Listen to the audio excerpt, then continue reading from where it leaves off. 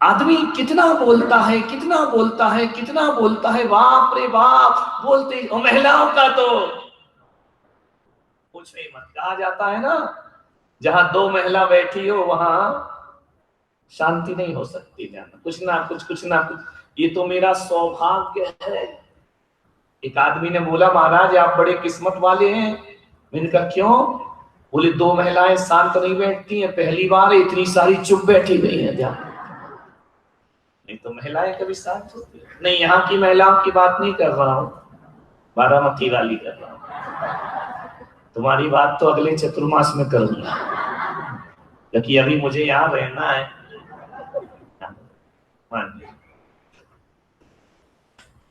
इतना बोलता है, इतना बोलता है आदमी, इतना बोलता है, इतना बोलता है, बाप रे बाप। दिन भर बोले तो बोले, रात में भी बोलता है। और रात में बोले यहां तक भी चल जाए।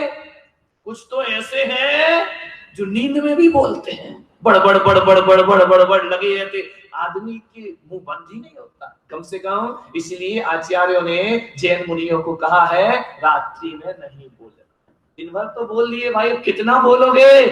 और यदि मैं रात में बोलता ना तो तुम रात में भी मुझे छोड़ने वाले नहीं। इसलिए रात में बोलना बंद। कितना बढ़िया नियम है, रात में महिलाएं प्रवेश ना करें, क्योंकि महिला वो है जो अच्छों अच्छों का मौन तोड़वा देगी। ख्याल रखना, विचार करना, सोचना है। बोलो। आदमी बोलना कितने उम्र में सीख जाता है? कितने साल में बोलने लगता बच्चा? ये बताओ ना भाई, मुझे कोई एक्सपीरियंस थोड़ी है। 1 साल में? बहुत बढ़िया। 1 साल में आदमी बोलना सीख जाता है। मनुष्य का जो बच्चा होता है वो साल भर में बोलना सीख जाता है। लेकिन अफसोस है मुझे ये देखकर, जानकर कि 1 साल में हम लोग बोलना तो सीख गए, लेकिन बोलना हमें जिंदगी भर भी नहीं आता है। पूरी जिंदगी गुजर जाती है आदमी बोलना। बोलने को थोड़ी बोलना कहते हैं मान्यवर। ऐसे तो जानवर भी बोल लिया करता है, पशु भी बोल लिया करता है। एक वो बिल्ली है मेरे कमरे में रोज आती है, म्याऊं म्याऊं। मैं कहता नहीं आ। सुबह से आएगी, झांकेगी कमरे में, बिल्कुल व्हाइट है, गोरी गोरी गोरी गोरी सी आएगी, चुप मेरे कमरे में अंदर नहीं आती, दरवाजे से झांकेगी। मैं लिख रहा हूँ, पढ़ रहा हूँ तो कहती मैं आऊं। इनका नहीं आऊं, छोटे महाराज के कमरे में जाओ, मैं पढ़ रहा हूं, चुपचाप चली जाती। बड़ी समझदार बिल्ली। नागपुर में, ये पूना में बिल्लियां बहुत समझदार है, बहुत ही समझदार है। वो कुछ नहीं बोलती है, ध्यान मानिए। मीठा बोलो, कम बोलो। भगवान महावीर ने मुनियों को कहा है चल जाए तो मत बोलो। वचन गुप्ती शास्त्रों में लिखा। कल मैं पढ़ रहा था, वचन गुप्ती मुनि से कहा भगवान महावीर ने, दीक्षा लेते ही मौन हो जाओ, बोलने की कोई जरूरत नहीं है। नहीं चलता है तो भाषा समिति थोड़ा बोलो, हित मित प्रिय बोलो, ध्यान रखना। चल जाए तो मत बोलो, ना चले थोड़ा बोलो, हितकारी बोलो, मीठा बोलो और सच बोलो। ध्यान रखना। भगवान महावीर ने 3 व्रत दिए हैं जुबान के। पहला व्रत दिया है वचन गुप्ती, वचनों को गुप्त रखो। दूसरा दिया है भाषा समिति, और तीसरा दिया है सत्य महाव्रत, जो भी बोलो सच बोलो। ये महावीर का दर्शन है। एक एक इंद्रिय पे उन्होंने इतने व्रत और कानून लगा दिए हैं साधु के लिए। जीवन का कल्याण यदि करना है, इन व्रतों का पालन करो। सोच समझ कर बोलो।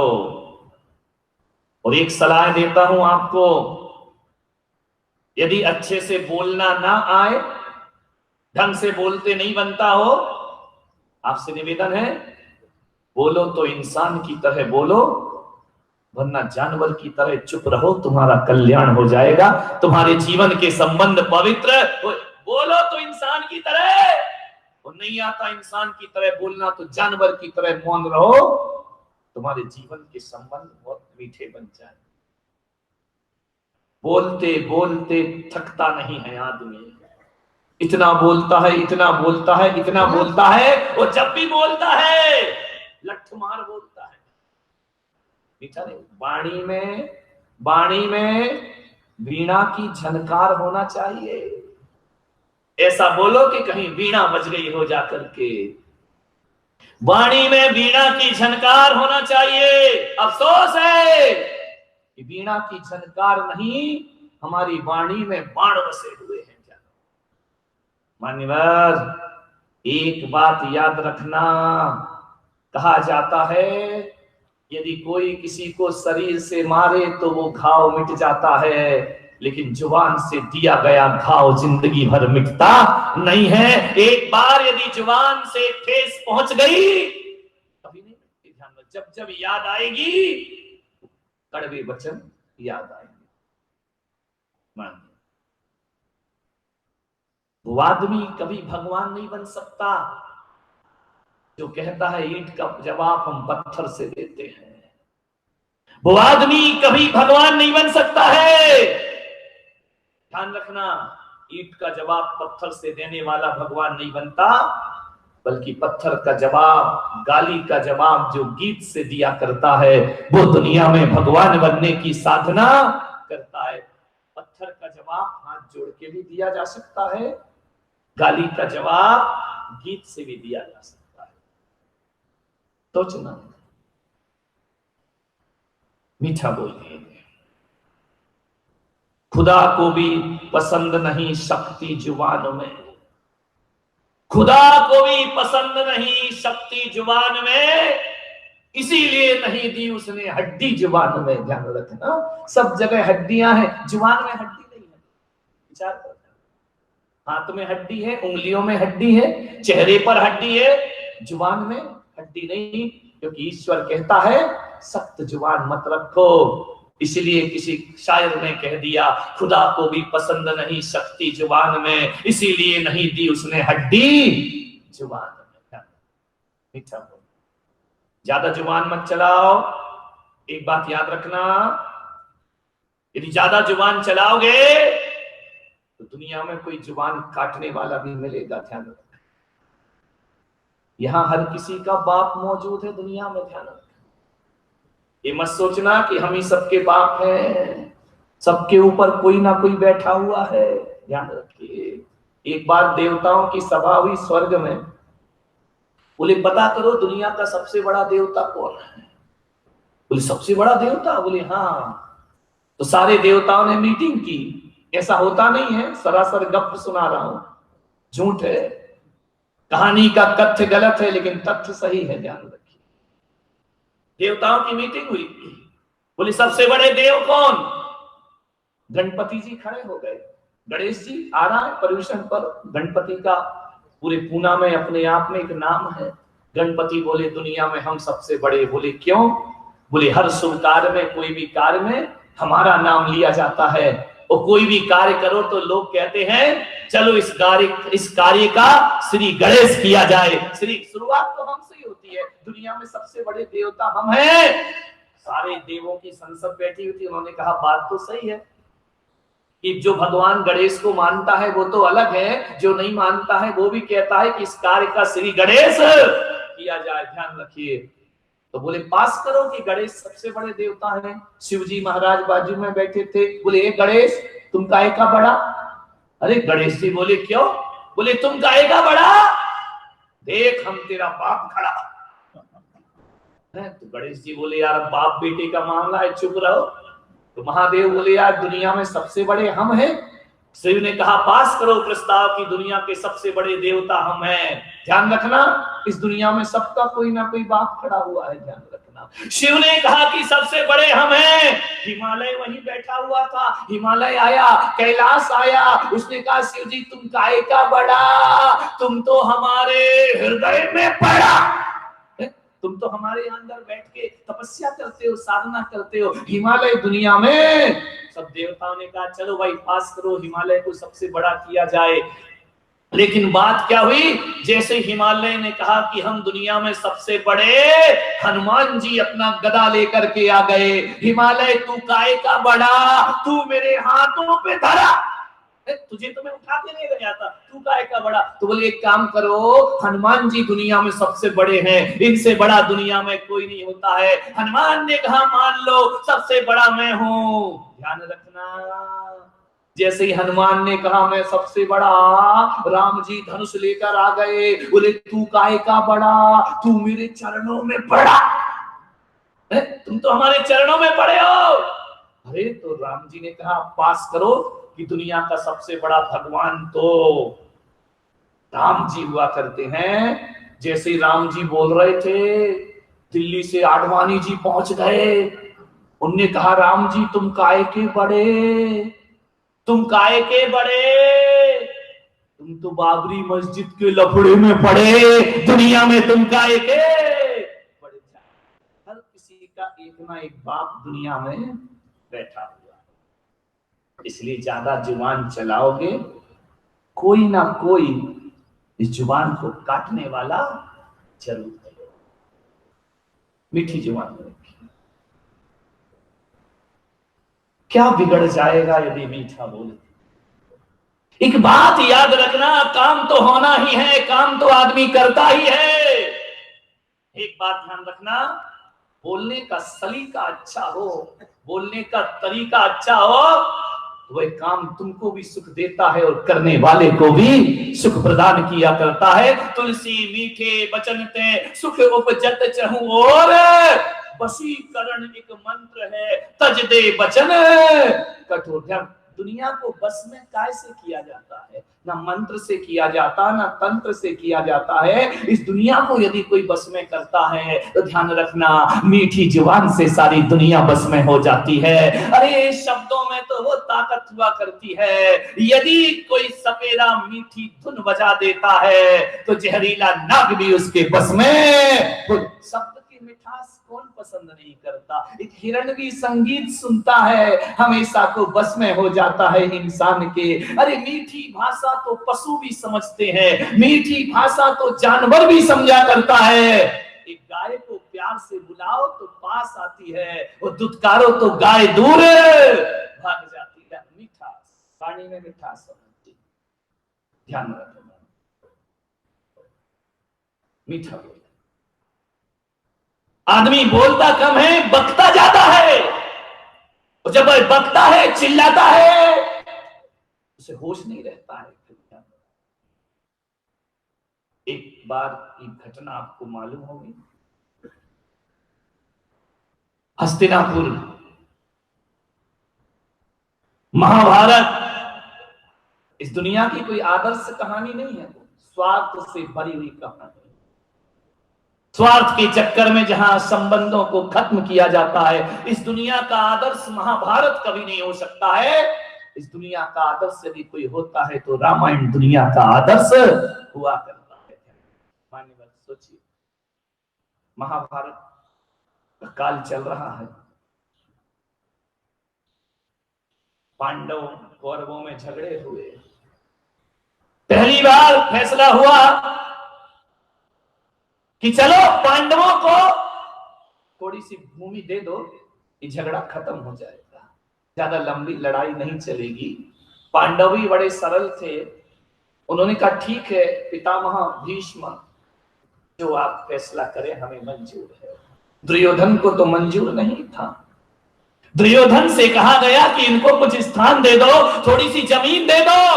दुर्योधन ने कहा देना तो मैं बिल्कुल नहीं चाहता हूं, लेकिन पितामह भीष्म कहते हैं, पितामह ने कहा दुर्योधन पांडव हैं, हमारी वंशज हैं, थोड़ा जमीन दे दो। कुटिलता वहां भी दिखाई दुर्योधन दुर्बुद्धि ने, कहा इन्हें ऐसा स्थान दे दो, ऐसा स्थान दे दो जहां ना पानी गिरता हो, ना फसल उगती हो, अपने आप भूखे मरेंगे, दुनिया से विदा हो जाए। युधिष्ठिर ने कहा चलेगा, जो भी स्थान देना है दे दीजिए। आपको मालूम होगा ऐसा अन्याय हुआ, उन्हें खंड प्रस्थ दे दिया गया जहां फसलें नहीं उगा करती हैं। पांचों पांडवों ने श्रद्धा से स्वीकार किया, आज्ञा को माना। एक बात याद रखना, किसी के दिए से किसी का कुछ नहीं होता है। दुनिया में जो भी प्राप्त होता है अपने भुजबल से प्राप्त होता है, अपने विवेक और अपने ज्ञान से प्राप्त। कोई सहायता कर भी देगा, सहायता से कितने दिन की जिंदगी जियोगे? एक बार करेगा, 2 बार करेगा, 3 बार करेगा, चौथी बार सहायता करने वाला भी मना कर देगा। मान्यवर, मैं तो ये चाहता हूं कि कोई किसी की सहायता ना करे, हर व्यक्ति स्वावलंबी बनने की तैयारी करे और अपने पैरों पर खड़ा होने का। किसी को भीख में रुपए देने से अच्छे किसी को रोजगार दे दो, ये जीवन की सबसे बड़ी साधना हुआ करती है। दया कब तक चलेगी? 1 बार, 2 बार, 3 बार।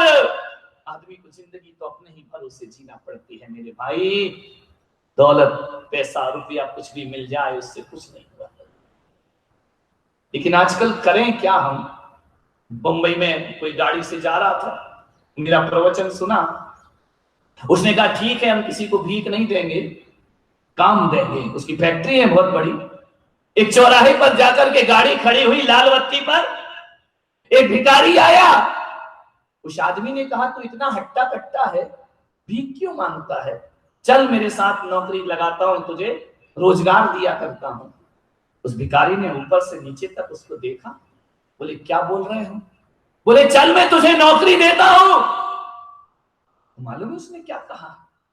उसने कहा नौकरी तो दोगे बाबूजी, तनख्वाह कितनी दोगे? अब एक आदमी को कितनी तनख्वाह दे सकते हैं? 5,000, 10,000?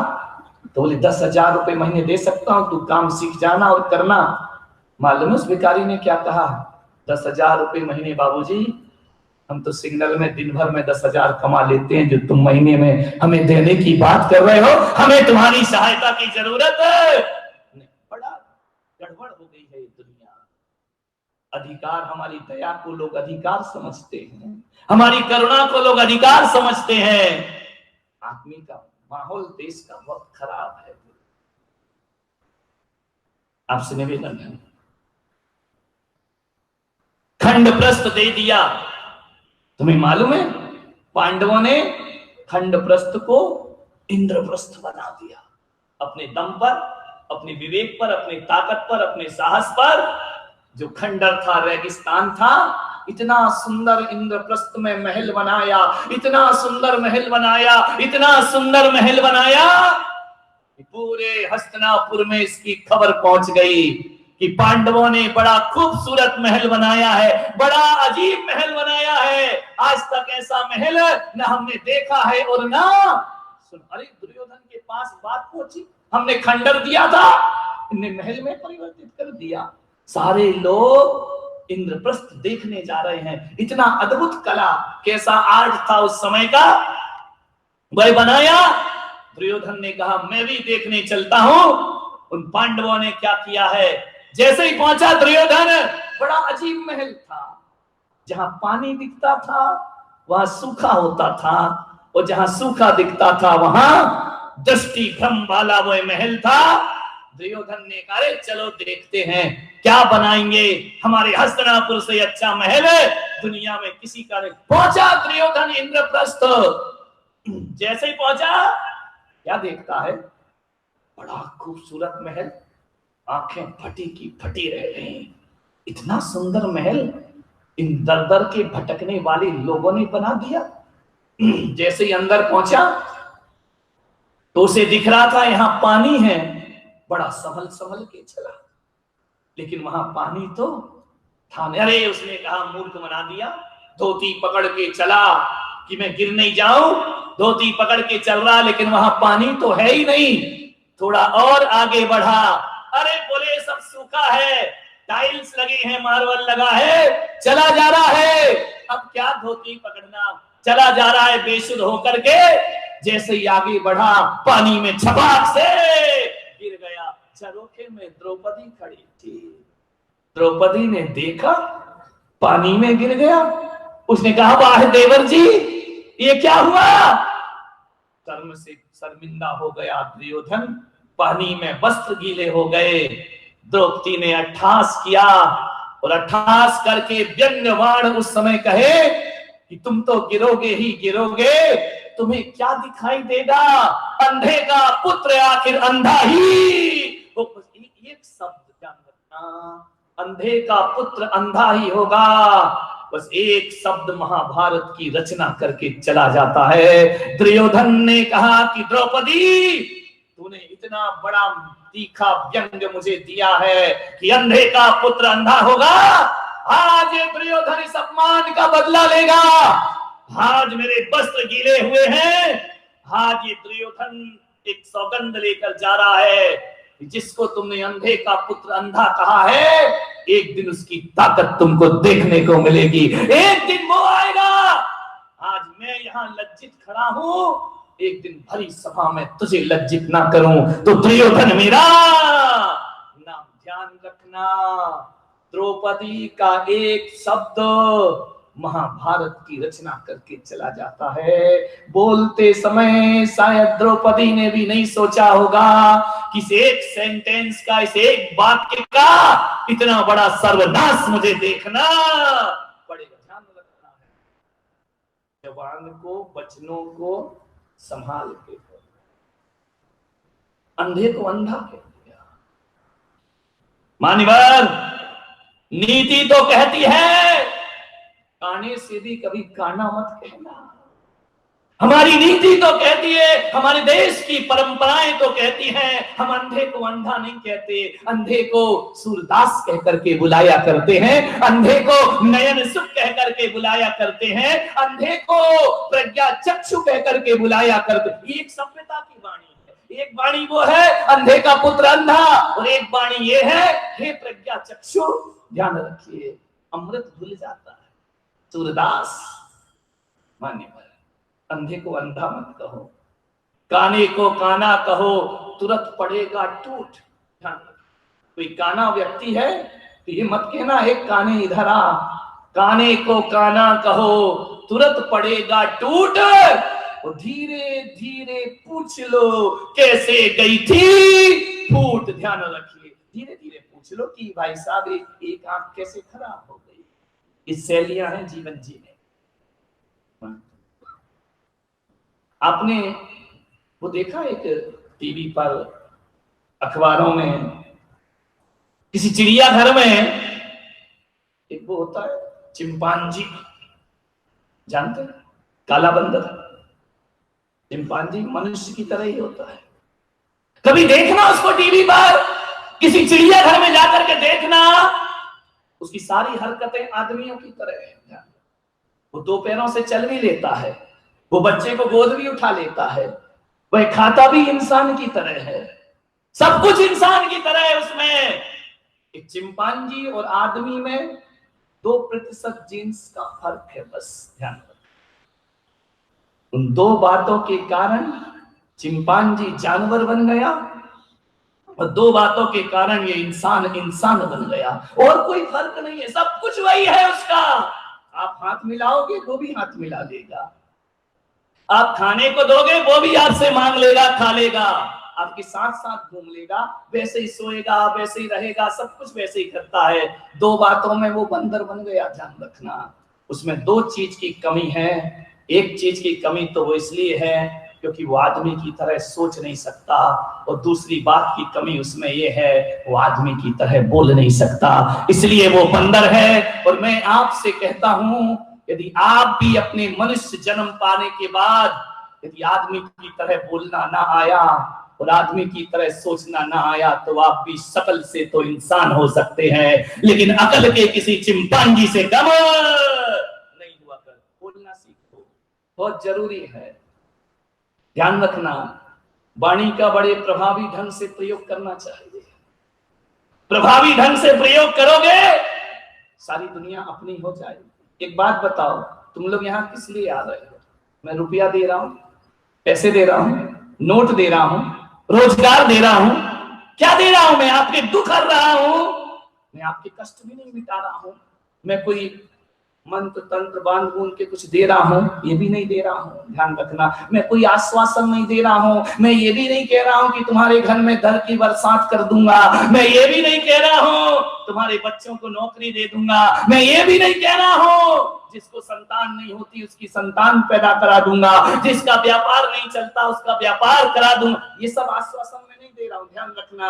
और ये सब चीजें मैं करता भी नहीं हूं, लेकिन फिर भी बरसते पानी में, अभी मिलिंद जी ने कहा कि बहुत से लोग नहीं आए। मिलिंद जी जो नहीं आए उनको छोड़ो, जो आए हैं उनका स्वागत करो, उनको धन्यवाद प्रदान करो। मान्यवर ध्यान रखिए, ये तो आए हैं इतनी बरसात में भीगते हुए, सब कामों को नजरअंदाज करते हुए। एक बात बताओ मेरे भाई, आपसे निवेदन है, क्यों आए हैं आप? मैं कुछ दे रहा हूं? नहीं दे रहा हूं। क्या सुनने आए हैं?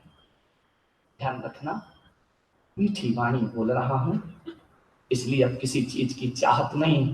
दुनिया में सबसे बड़ी चाहत यदि किसी की होती है तो मीठे शब्दों की लोगों को चाहत हुआ करती है। और मेरे पास खाने के बतासे तो नहीं, लेकिन वाणी के बतासे बांटा करता हूं। बस उसी के वशीभूत होकर आज जो यहाँ नहीं है वो टीवी पर सुन रहे हैं, घरों में बैठे हैं, दिन भर कमेंट्स आते हैं, लोग सुन रहे हैं उसको ध्यान से। वाणी, मीठा बोलना, प्रभावी ढंग से अपनी वाणी का प्रयोग करना। एक बात याद रखना, किसी गरीब की लड़की भी घर में आ जाए, दहेज लेकर ना आए, लेकिन यदि वो मीठा बोलती है ना बहू बनकर के, मैं पूरा विश्वास है मुझे, बिना दहेज और बिना पैसों की लड़की भी आ जाए तो अपने ससुराल में राज किया करती है। ध्यान रखना, दहेज कौन पूछता है, कितना पैसा मिला है ससुराल से, कोई नहीं पूछता। आकर के लोग जब तुम्हारे घर में आके बैठते हैं तो केवल बहू का व्यवहार देखा जाता है, उसकी वाणी देखी जाती है, और कुछ नहीं देखा जाता है। मान्यवर, वाणी का जीवन में बहुत महत्व हुआ करता है। एक आदमी की दुकान बहुत चलती है कि नहीं चलती है, माल वही है, कीमत वही है, स्थान वही है, आजू बाजू दुकान है, एक ही जगह पर है। एक के यहाँ बहुत चलती है, एक की दुकान बंद रहा करती है। मैंने पूछा कि ऐसा क्यों है, तो बोले इसलिए कि एक का भाग्य है, एक की मेहनत है। मैंने कहा एक बात ध्यान रखना, मैं नहीं मानता कि दुकान व्यापार किसी भाग्य और मेहनत से चलता है। अरे चलता होगा, लेकिन मैं पुलक सागर कहता हूँ, भाग्य और मेहनत के साथ यदि हमारा व्यवहार जुड़ जाए तो व्यापार अपने आप चलने लगता है। पूरा व्यापार व्यवहार से चलता है।